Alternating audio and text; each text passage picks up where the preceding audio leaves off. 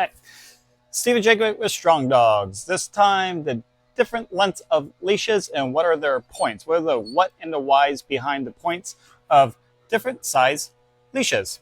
Leashes are great for a Friday night with you and your spouse in a controlled environment, but when it comes to your dog, it's a little different. So I'm going to go through the different lengths. We've got 3 or 4 different varieties here, and just kind of tell you the what's and the whys behind each one. Okay, so first one up at bat is the retractable leash. Now this one is a 25-foot leash, and I start with the retractable because it gets not a lot of airtime. Okay, there's a love-hate relationship with the retractable leash. I have actually quite enjoyed the retractable leash, except for actual normal walking that I will go ahead and take a pass on. But when it comes to training, I'll go ahead and stand by because it's actually a really great tool. It's easy, it's very sturdy, especially if you get one that has a solid lock mechanism. It's not going to go anywhere. And a little pro tip, if you're working on recalls with the retractable leash, it has enough of a pop, or a jerk I should say, to if your dog's getting distracted and they're not coming, if you unlock it, it has enough of a pop as a correction in order to get them to come back to you, so it gets them right back online. So when it comes to a retractable leash, I'll go ahead and say get a 25-footer at least, minimum. It does have a little indicator of when you know you're about to run out, because the last thing you want is you're training and you send your dog out to go do something, and next thing you know, they run out of lead, and next thing you know, the dog pops himself on their own accord. It's no fault of their own. It's just that you just ran out of lead, and that was it. So again, if you got a strong, good retractable leash, go ahead and get a 25-foot one, and you can always adjust it accordingly to how much lead you actually want. Okay. So following that, we'll go. Hello, Ava. Ava's here. Ace is right here. So there you are. There she is. All right, plots. Ace, you too. Down. We're going to go ahead and start longest to shortest, because we all know I ain't long, but definitely got some shortness in my life. So if you're going to go long, I always recommend a nice solid leash. Go ahead and start. If you want to do long, maybe 20, 30, 40, 50. I have a 50-foot one. I'm just not bringing it out here because it's long as fuck. But the long ones are great for doing downs and sits at distances. Okay, so if you're trying to build duration and build some space between you and your dog, I always say creating a strong bond is great, especially when they're right next to you. But occasionally, your dog has to listen and be okay with you being away from them. And this is where safety comes first. So go ahead and put them on a leash, and you can do, like I said, 20, 30, 40, 50 feet, maybe even 100. But this way, they can go ahead and get used to being them at a distance, and you got control of your dog.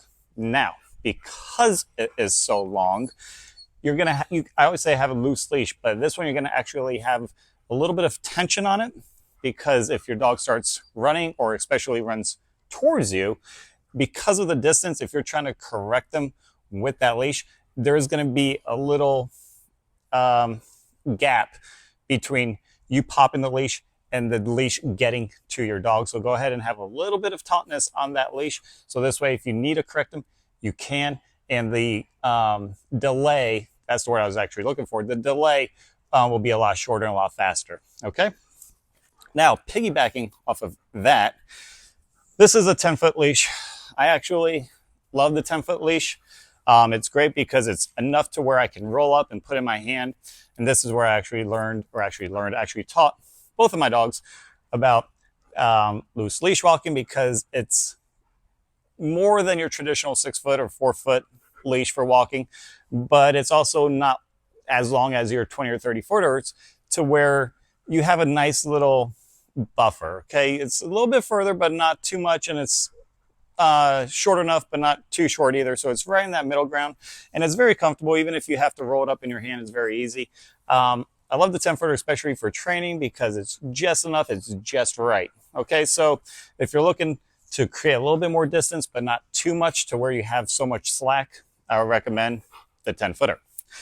Now, coming off of that will be your traditional, Ava, thank you, love you, plots, would be your 6-foot 4-foot leashes. Love you, baby. Hey, plots. She's amped up. Even though we did a little bit of training, she's still a little amped up. Totally cool. So you've probably seen the Batman leashes, the yellow for Ace and the pink for Ava. Those are about your 6-foot leash, which are very traditional. I like those because they keep up very close to you. Okay, especially in training, it's very easy to guide your dog into the positions that you want.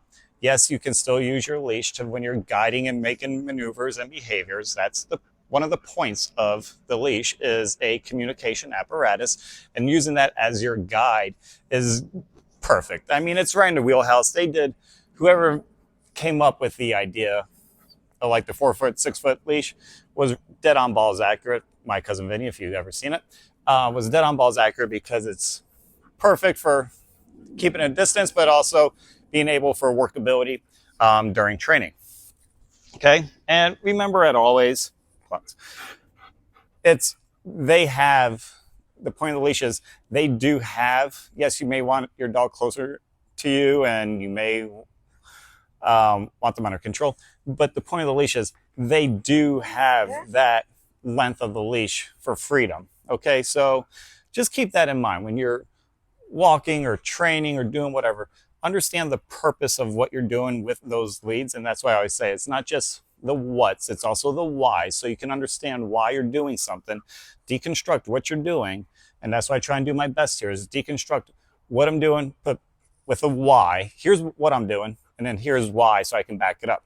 So when you're doing this, understand your dog has that freedom of that leash, and that's why they're on a leash, is so they can have that freedom of length. Okay, so if you want them closer, just adjust the leash accordingly, but understand if they're within that bounds of the leash, it's fair play because that's how long you gave them, that's how much I'm going to use. Okay, they're just playing by the rules of what you told them with the when it comes to the respect of the leash. Okay, so finishing up is little tap tap, little tap tap here, and this is going to be your closest one. So whether if your dog's really good right next to you, they don't need a whole lot to play with. You're just looking at for a stroll, you're maybe around town, you took your dog out to an outdoor patio and you just need to throw the leash under your chair.